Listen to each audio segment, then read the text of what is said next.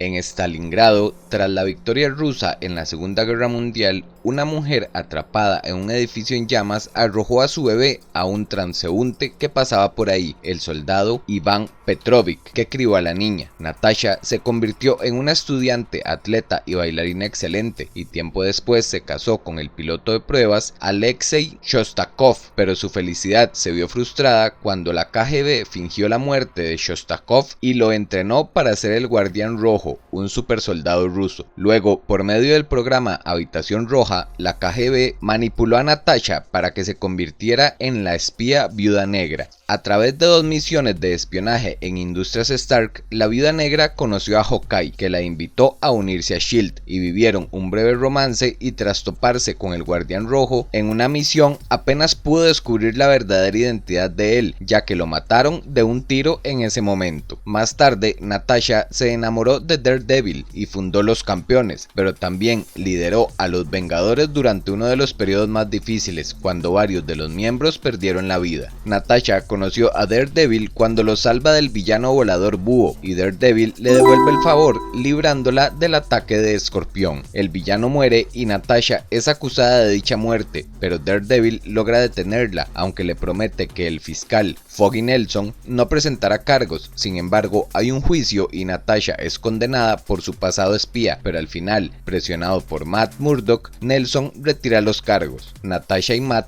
trabajan juntos una y otra vez y terminan enamorándose y se trasladan a San Francisco para comenzar una nueva vida juntos, y su romance intermitente resultó ser una de las relaciones más duraderas de Natasha. En el pasado más reciente fue enemiga de una viuda negra rival, Yelena Belanova, y averiguó que era una de las tantas viudas negras y que sus recuerdos de infancia fueron implantados. Pero mientras trabajaba para S.H.I.E.L.D. de Iron Man, Natasha ayudó a Bucky a convertirse en el nuevo Capitán América. Durante la toma de Estados Unidos por parte de Hydra, lideró la lucha contra la versión maligna del Capitán América, pero falleció combatiendo con él. Pero tras la caída de Hydra, se halló de nuevo en la Habitación Roja, si bien descubrió que era un clon, pese a que tenía todos sus recuerdos, incluido el de su propia muerte. Así que se puso manos a la obra y empezó a desmantelar la Habitación Roja y volvió a actuar en solitario. Natasha asumió varios papeles, incluidos el de madre de alquiler, agente de campo e implacable oponente de una viuda negra rival, y por si fuera poco, es una gran artista marcial, gimnasta de nivel olímpico, espía muy bien entrenada, y en los cartuchos de las muñecas lleva varios dispositivos que disparan ráfagas de energía, conocidos como la picadura de la viuda. Y si nos vamos un poco para atrás, cuando Natasha era niña, como vimos al inicio que estaba bajo los cuidados de Petrovich, en uno de sus viajes la llevaron a la nación de Madripoor,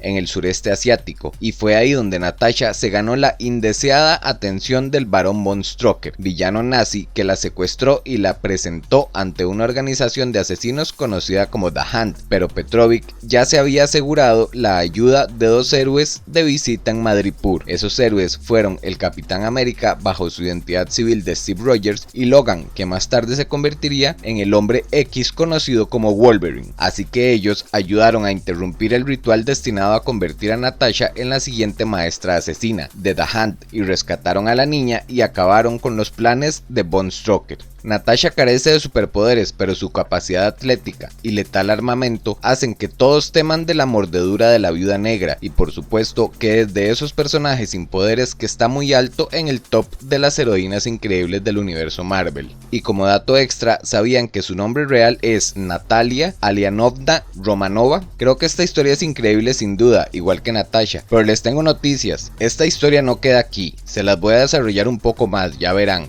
Así que nos vemos muy pronto.